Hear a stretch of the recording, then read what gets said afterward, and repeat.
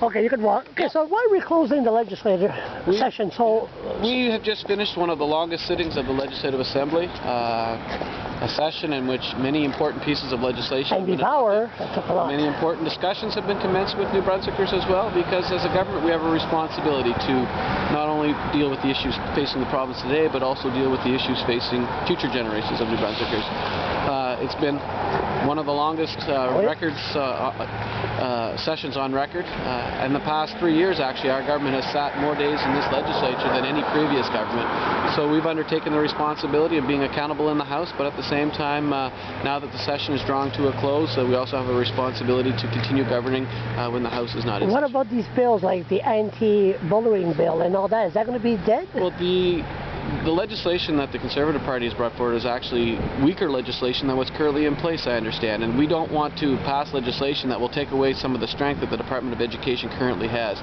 As in the past, unfortunately, and it's not the fault of the opposition, they have limited resources, but some of the legislation that they bring forward, it's not been researched to the effect. And so when we've had a chance to do the due diligence on, we want to work in cooperation with them. But if you look at a number of the initiatives and legislation such as the landlord and the roomers and boarders right, is that law now? Or? That will be going into effect. You know, we were concerned that the Conservative Party was looking to block it, but now they seem to be coming on board, working with us on it. Protection as well for New Brunswickers from insurance companies today that want to look at credit ratings.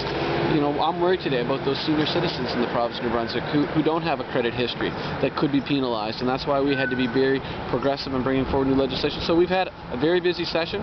The budget has been adopted. If you look at other jurisdictions such as Nova Scotia, where they're raising taxes today in their budget, they're just starting the legislative process. We've been actually in session now since November, and we've accomplished a lot of work in cooperation with the opposition, and now we have to prepare for the upcoming election. And you're going to run for the election. You're going to run. You want to believe it. You're going to run. You're not going to resign before. I never stop running. Yeah, that's true. Our premier with ADHD never stops.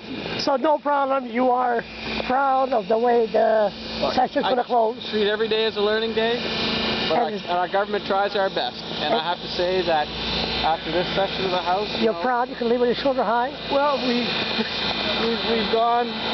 You know, we've weathered the storm much better than any other jurisdictions. Today, our kids are coming back home, our population's growing, and that's important for us. That's what drives our government's agenda, to create those opportunities so that, you know, the kids and the grandkids of the parents out there in the province have an opportunity. You sure what you're saying is not connected to that?